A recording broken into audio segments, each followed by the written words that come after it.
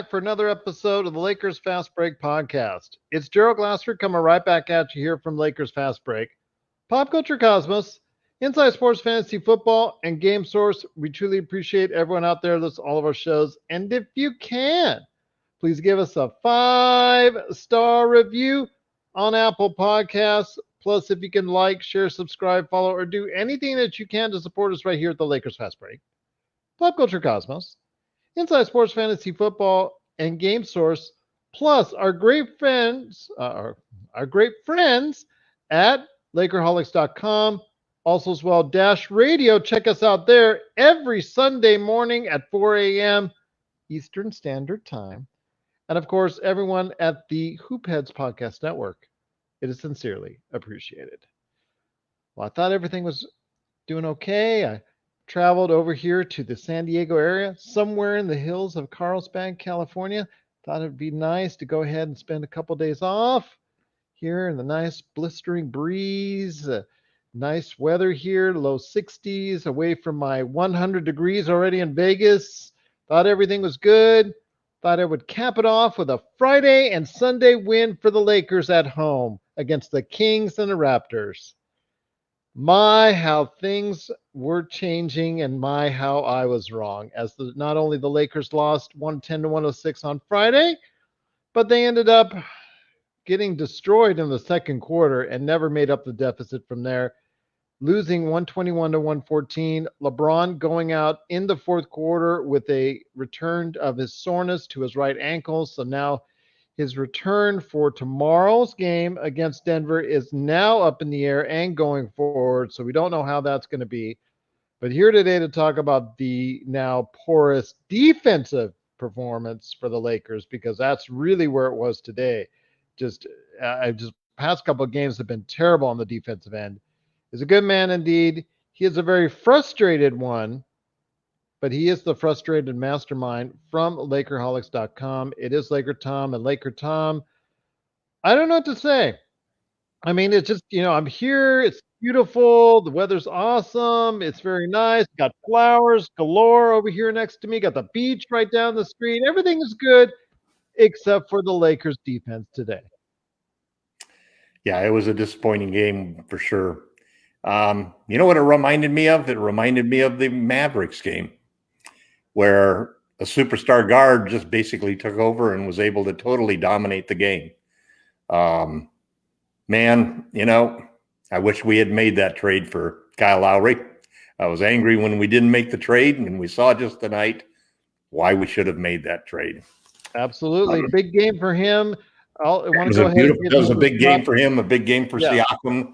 And then basically the Lakers defense has gotten so bad that guys are just going around them, and nobody seems to be rotating or making the right moves.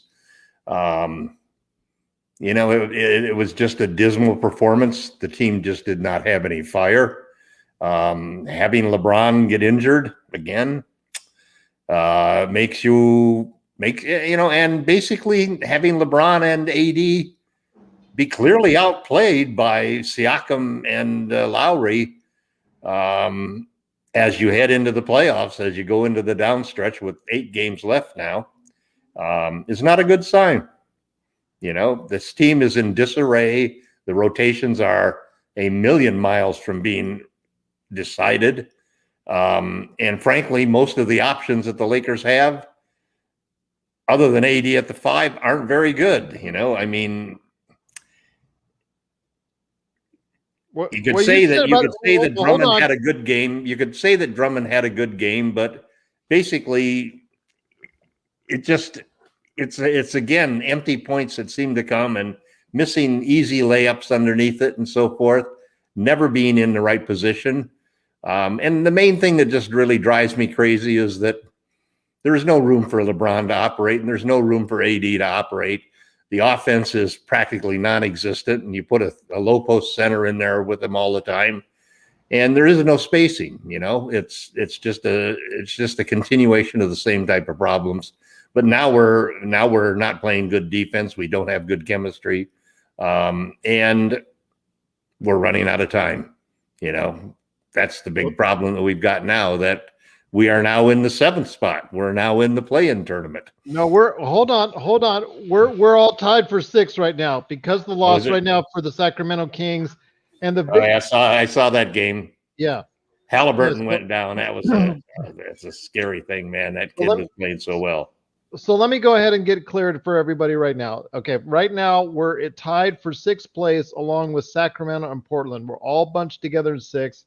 The tiebreakers are going each and every way. We lose with Sacramento and Portland. Excuse me, I'm sorry. We're right now 6th place as far as for because Sacramento beat Dallas, so we're right now in a 6th place tie with Dallas and Portland. Forgive me on that.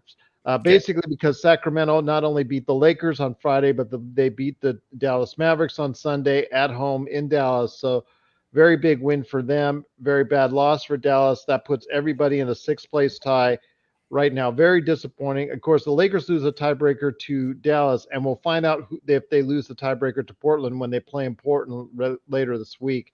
That's going to be something very interesting to catch up with. But also here today to talk about the game is a good man indeed. He is a very frustrated man as well out of Detroit, Michigan right now. It is LRob. And LRob, you got to be mad from everywhere from the rotations. Nobody's moving around on offense. The rotations on defense are awful. I mean, Caruso was absolutely horrid once again. Could not believe he kept on making the same mistakes over and over. I mean, the list of who was playing poorly seems to be going a mile long. LeBron just did not seem interested and invested with what's going on. It's very disappointing to see the lack of energy, the lack of just importance to this, because they're going to go ahead by the end of this week and be in a firm 7th place if they keep on going ahead and continue to have this kind of attitude in regards to what's going on. I mean, the chemistry, like everything we're seeing that's bad with the Lakers right now, we're truly seeing it. And unfortunately, it's like I said, there's no more buffer between us and the bottom 3-4 seeds. Yeah, I don't know if we have enough time to say everything that's ailing the Lakers right now. You start off the game and you let Pascal Siakam just get in the groove right from the beginning. Who's guarding them? AD. It's like, it's like you got to have some pride. I mean, coming to the game, saying whoever you're checking, you're going to shut him down. But instead, he attacks AD. He's got like, 14, 16 points or something like that in the first quarter. And all of a sudden, he's feeling good. But you're still scoring good enough. Then in the second quarter, they go with Tom's lineup that he liked with AD playing 5, and the Lakers get ran out of the court, and they, give up 40 points, and they still don't score. Yes. With 21 points. So, I mean, it's not one thing that's really working. But, your stars got to play the best. And Anthony Davis, he hasn't looked good all year. We've kind of given him a pass. He's been hurt, of course. And once you win a championship, you deserve that leeway. But, I mean, we're 2 weeks out, and at some point you want to see him start getting back into the groove, and you don't get into the groove by letting your man drop 40 on you while you're shooting 5 of 14 or whatever he shot. And I don't know, maybe something's not right with him. That's the only thing I can think of, is maybe he's hurting, and maybe he shouldn't be playing, because we were playing better without him, truth be told. Yeah, I mean, LakerTom loves to go to that AD is, at 5, AD at 5, AD at the 5. Today there was a period and there was a stretch where AD was at the 5. And like you said, Rob, at the end of the second quarter, AD was at the 5, and they gave up a huge run to the Toronto at the end of that first half. It was just terrible. Just the sense of urgency is just not there. And you know what? There is no more time to waste. There is no more buffer. There is no more Lakers in front by 1 game or 2 game or 3 games. They're all tied for 6 right now. Or actually, if you could say, they're all tied for 5th right now as far as in the Western Conference. And again, the Lakers do not have the tiebreaker with the Dallas Mavericks. They do not have the tiebreaker with Portland if they go up to Portland and lose there too. So the Lakers could very well find themselves by the end of the week very close to being in the 8th spot. I mean, they might have to be looking right down their shoulder to Memphis or to Golden State or to San Antonio. And who would have thought that 2 weeks ago? So LakerTom, I know you're very frustrated as I am, as all Laker fans are right now. We just don't see the sense of urgency. We thought, you know what, LeBron and AD are back. Everything's going to be okay. And unfortunately, it's not even close. Yeah, it's I don't know what the problem is, but obviously it starts with our defense. Our defense got picked apart just like we did against the Mavericks by not being able to stop the ball handler. And then secondly, every time that we doubled the ball handler, we left the guy right in the middle of the court to get the pass. Nobody was rotating and making the proper moves to try to prevent that. So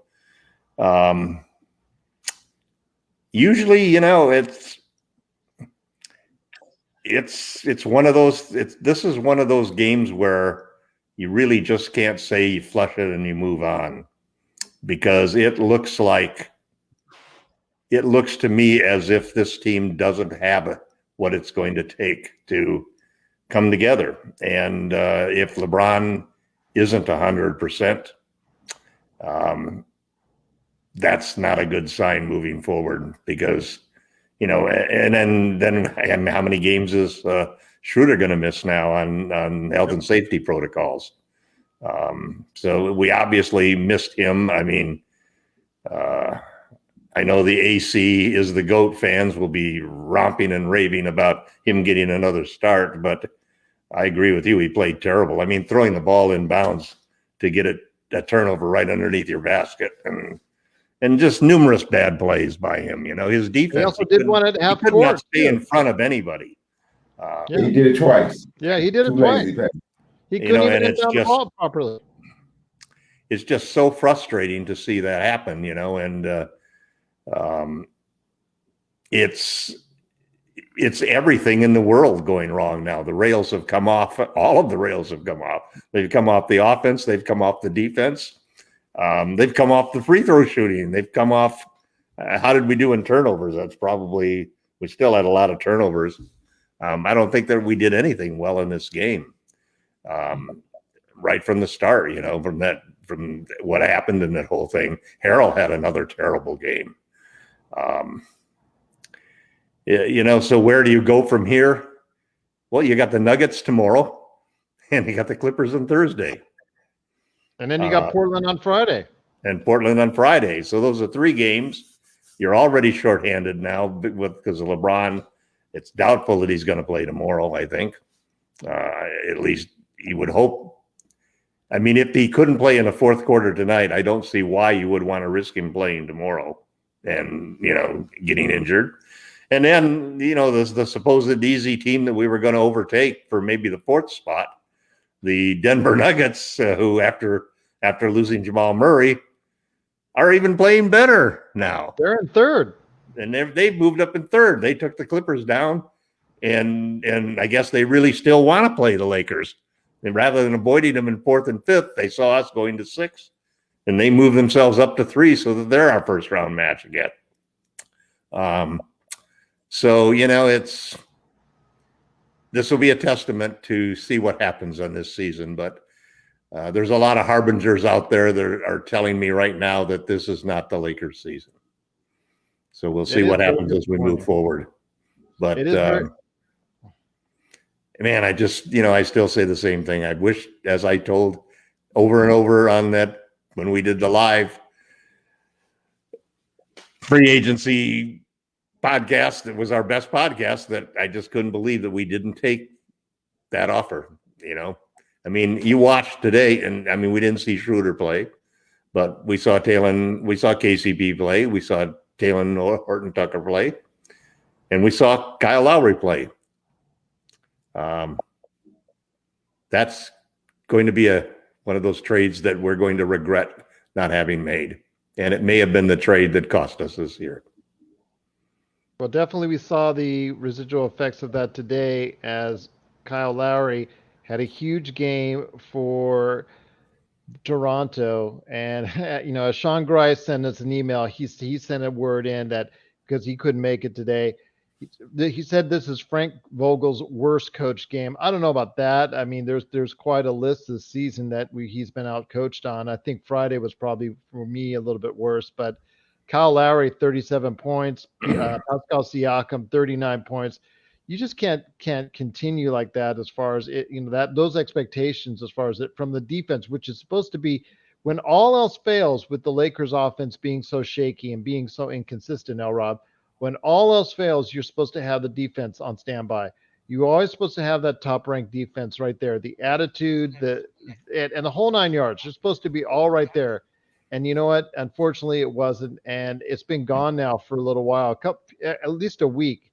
I'm very disappointed as far as the effort on the defensive end, LRob, and you tell me, what do you need to see as far as, or what do you think can spark a fire? Because right now, again, they're going into this week, one of the biggest weeks of the season for the Lakers, and it's looking really grim. Yeah. I mean, their defensive slide almost can be coincided. You can trace it back to when AD came back. They played a lot tougher defense, without, AD coming back. His attitude is just kind of, it's not intense. And I really do think the other guys, pick up on that. So they're not quite as intense. And so I don't know what you can do about that. I mean, it's frustrating. We see those same plays, though. It's not like, Dallas did the same plays repeatedly. Didn't you see anytime Toronto needed a basket, they just ran a pick and roll with Siakam and Lowry? Yep. They obviously saw the Mavericks games. Yeah, they just drop it into Siakam right there. Yep. Who are these other dudes on the court?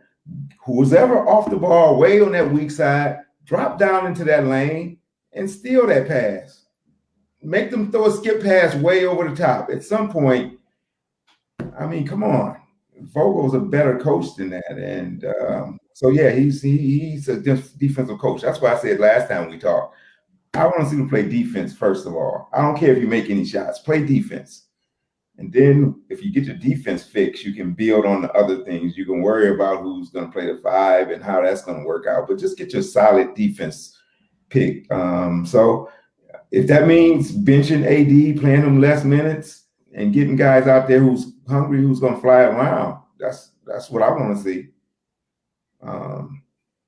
So I don't know if, obviously we're not winning anything if AD is not playing at the level necessary. So, I'm just kind of talking. It's. Well, LeBron is only his second game back. So, you expect him to have a little rust. So I'm not really as concerned about LeBron, but AD's been back for, what is this, his fifth or sixth game back? Fifth game, I believe. Yeah. Fifth game. Okay, I don't want to see any more talking. You know what? I don't care. I don't want to hear. I don't want to come out and play. Show me. They're at the point where they need to prove it. And I don't know if they understand what it takes to try to repeat. I don't think they have any clue. Well, the pride is going to be on the table the next 3 games. Yeah. We'll find out what this team is made of. Yeah, these teams if they don't respond in the next 3 games, they're toast. world champs. They're coming in and they're coming out. And they are playing lights out everybody you play against. And if you can't raise your intensity level, then you'll be going home very quick. You're going to be a one-hit wonder. Right. And that's going to be a shame because, again, this is a team that had such high hopes. LakerTom, see him beaming as we're getting in the season. He said, "Oh, it's not even close, Gerald. That chasm that you were talking about, it's it's wide, it's huge, And it was not just LakerTom. It's all these pundits. Almost all these pundits said it was the LRob. All these pundits were saying it's everybody, Lakers and everybody else, and the Lakers in the field. Even today, if you go to Vegas, the Lakers are still getting, very bad odds as far as if you're trying to bet money on them because the Lakers are still so much a favorite. And, it just comes down to the point where the Lakers, we see this on a game-by-game basis. We are seeing a total, destruction from within. I don't see the type of chemistry that's there that we saw last year. I don't see the way that they interact with each other on the court or off the court. I don't see the bench mob getting, just real excited or anything of that nature. I just don't see what I saw last year and last season. I feel that's a problem. I feel that's something that the coaching staff has to has to deal with directly, and they're not doing it. And we're just going to keep on beating this dead horse time in and time out and game after game. And we've been doing this for a week now. And it seems like instead of doing a podcast, it seems like we're almost going to a funeral each and every day. I mean, I see your long face, LRob. I see LakerTom coming in. It looks like he's about ready to chew off his own tongue because he's so mad. And me, yes, I mean, on Friday, I was told LakerTom, okay, I didn't have the energy because I was tired. I hadn't slept. I only slept 2 hours, and I drove all the way, from Nevada to California, okay, and all that. I don't have that excuse. I'm just mad and depressed because the Lakers lost again, and they've been looking like garbage over the past week. And there's just, unfortunately, if you're a Lakers fan, it's just really hard to find any more excuses because there was no good news. There's no silver linings that we could. Yeah, there is not. What There's silver not. lining could we pull from the night? Yeah, and if you watch the Clippers game, yes, the Clippers did lose to the Nuggets yesterday, but who was playing well out of anybody on that team? Somebody that we maligned all the time during the regular season, Rajon Rondo, he played well for the Clippers. And DeMarcus Cousins played extremely well for them yesterday, and he's played extremely well. And he was out there for weeks available, and it's just a shame that the Lakers didn't want to go ahead and bring him in. I mean, it was, I don't know, like I said, just mistakes all over from the top down, and right now we're seeing the effects of that. I'm hoping LRob, and I'm hoping LakerTom, that this is going to be the same way and the same kind of ending that we saw in the bubble with those 8 regular season games when they look like garbage. LakerTom, you're on mute. It's like the same. They just were playing like garbage in those 8 games leading into the playoffs, and then everything was okay from there. But there's no way we could have even predicted that because of the fact that they were playing so bad. So I'm hoping history will repeat itself. But right now, I don't have that hope. But again, right now, you got to go ahead and say that the Lakers are in deep trouble. It is almost time to hit the panic button if you haven't hit already. And by the end of this week, it might already be time to hit that panic button because we could be very well in the playoff scenario, and could be just, that's not only could it be a possibility, it could be a reality. And that's the problem for Lakers and their fans, because you have to get to the situation where you're playing extra games just to get into the full-fledged playoffs, and that could be a problem. One or 2 hot games for Curry, if you match up against him, and you're out and you're sent home before you even got a chance to go ahead and defend your title. So I don't know, guys. One hot game from him, and you're I think 2, right? Isn't it 2? Yeah, if you're 7th or 8th, you get 2 shots at it. Yeah, so but it's not against the same team, though. No, but they're going to be 9th and 10th. So if you can win that first game, you get the 7th seed. If you lose that game between the 7 and 8, then you play the winner of the 9 and 10. Yeah, so they wouldn't have to face Curry twice, thankfully, if that happened. Yeah, once could be enough, though. Yeah, once could definitely be enough. But guys, who are they? Who's in 8th place now? Right now, Gerald. I'm gonna go and look that up. But guys, Memphis, I believe. Well, I'm gonna go ahead and I'll say that before we head on out. But guys, I'll start with you, LakerTom, and then I'll go with you, LRob. I know, LakerTom, you got some stuff to talk about this week. I know the Laker fans are grumbling all over the place. And before I give everybody an official update on the standings, what are you working on this week at Lakerholics.com? Well, I've been working on trying to figure out exactly what kind of rotations Frank Vogel might come up for the playoffs. And, if you take him by his word that he says that he's going to play all 3 centers, I don't know how that's going to work. I mean, I've actually created a couple scenarios where we could play all 3 centers. And I've created a 9-man scenario where basically THT and Morris and somebody else just doesn't get a chance to play. But right now, all of that seems futile because it's almost like it's a team-wide problem. It's not like one guy wasn't hitting his shot, one guy wasn't playing good defense, one guy wasn't rotating, because every single player had his hand in this loss and in the way that we played the last 5 or 6 games. And it's almost as if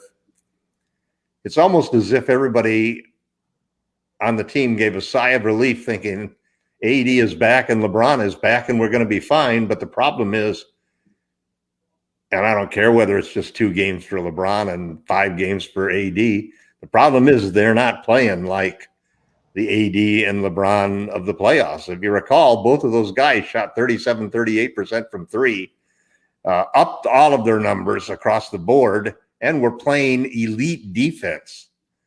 We're so far away from that right now, Gerald, that I think that's why everybody feels so disappointed that, and maybe 5 years from now we'll just say, hey, COVID took care of us. We beat them in the bubble, but they got us back on the next season. And there have to be so many things that go right with respect to how your team plays, the breaks that you get for you to win an NBA championship. And we saw everything go right last year. And it's almost like Frank Vogel says, there's some point where you're going to regress to the mean. And man, we've regressed to the mean right now, because our defense sucked.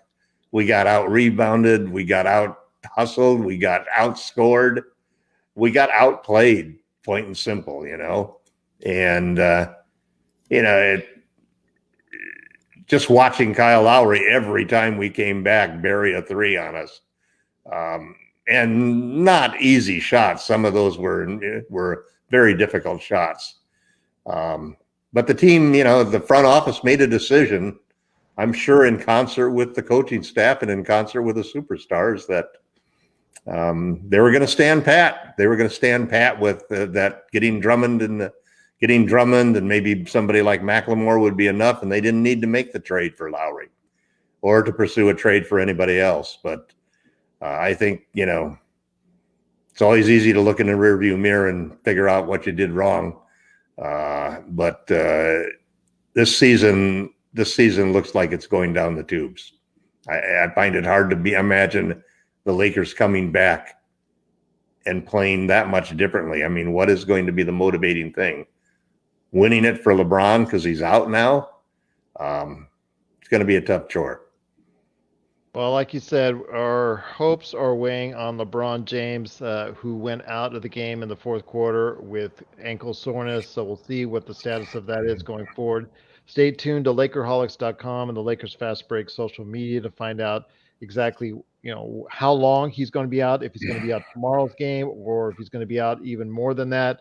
The Lakers, again, are going to have a tough week. They've got Denver tomorrow. They've got, like LakerTom was saying, they've got the Clippers on Thursday, and then they've got Portland on Friday.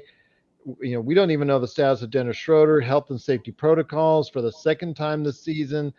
Really some very concerning things. Right now, again, they are tied for 5th place in the Western Conference. Dallas, Lakers, and Portland all have a 36-28 record. Again, Dallas has the tiebreaker over the Lakers, and if the Lakers lose to Portland on Friday, they will lose and not have the tiebreaker against them as well.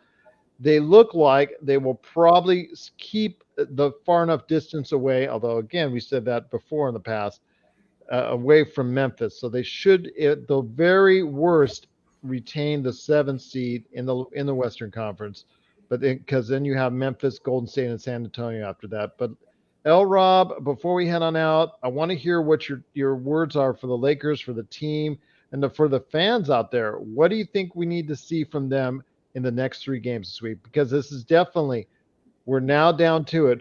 This is the most important week of the NBA season for the team. Well, I mean, when we knew LeBron was coming back, I think it's when Tom predicted the Lakers would go 10-2. And I said, "You're right, Tom. They'll go 10-2." Yep. And I got a little greedy. I said maybe they'll even go 11-1. So You know, the team probably felt the same way. LeBron comes back and all will be well. So we know they have the talent. I mean, the roster that has been constructed is talented enough to compete and win the championship. Your best players have to play, though, at a high level like they did last year. Anthony Davis cannot get outscored by 27 points. Not 5, not 10. He got outscored by 27 points, people. I mean, let that sink in. I mean, come on. So last time I said I just want to see Drummond get a little more comfortable working with the team. And you know what? He looked better working with those guys. AD, I just want AD to play now. I just want to see AD. Give me a glimmer of the old AD. Give me a glimmer of the guy we traded all our young guys away to get to make us this championship team. LeBron's on the clock, AD. He doesn't have many more years to win it. We cannot afford to waste this year. So they have the talent to turn this thing around. So I'm by nature an optimistic guy, so I'm not throwing in the towel by any means. I know it looks very dire right now, but just like that, if they have a real good game against Denver, come back and beat the Clips, you know, everybody will be saying the world is right and look out for the Lakers. You don't want to play the Lakers in the first round. So I just want AG to get back rolling. If we see AD rolling, and then I think that then the team will feed off of that, and I think the fan base can sleep easy. I had to come on tonight though, just for a little therapy. I was, was not planning to come, and I was like, man, let me commiserate with some other people, and maybe that'll make me a little bit better. So, thank you guys. No, we're here for you, LRob. As your sounding boards, we're here for you 24 hours, whether it's on StreamYard or whether it's off. We're here for you, my friend. And for anybody else that wants to vent, the best place to go is Lakerholics.com. You got to go ahead and there'll be a lot of venting in there. Yeah, LakerTom does a lot of venting there. Admiral Akbar Jamie Sweet does a lot of venting there. And in fact, they usually vent off each other. So that's part of the fun and just watching them at Lakerholics.com. Sean Grice, he vents a lot on the emails, but he also vents a lot right there. And I know LRob throws in his comments there too. So if you want to check out for your own therapy as Laker fans, please follow us today at Lakerholics.com. Well, guys, again, not the best start to one of the most important weeks of the NBA season for the Los Angeles Lakers as they fall once again to the Toronto Raptors, and just a very disappointing start to the week. Our concerns are now lying with LeBron James and his ankle and how sore it is and how much he's going to be out. Is he going to play tomorrow? We're not sure. We're not sure about anything at this point. How long Dennis Schroeder's going to be out because of health and safety protocols. Hopefully we'll get some clarification on that. I mean, we'll go ahead and make sure you're updated on the Twitter, on the Facebook, and also as well Lakerholics.com. But tomorrow night we will be back. I will be back in Vegas. We will be back there. I will leave the nice, beautiful confines of Carlsbad by the sea. We'll try to go ahead and calm down myself. That will be my therapy, LRob. But again, it's been great talking to you. Great talking to LakerTom. And I hope our smiles are turned around. In fact, I hope we will put some that same kind of sad face on MVP, most likely winner, Nikola Jokic tomorrow night as they face the Denver Nuggets tomorrow. So we're going to be on after the game. I'm looking forward to a great matchup, and I'm hoping the Lakers will come back strong. Hopefully they will go ahead and learn from today and learn from Friday and go ahead and come in strong tomorrow night against the Denver Nuggets. And you can follow our recap of the game right here tomorrow night. So please tune in tomorrow night after the game against the Denver Nuggets right here at the Lakers Fast Break Podcast.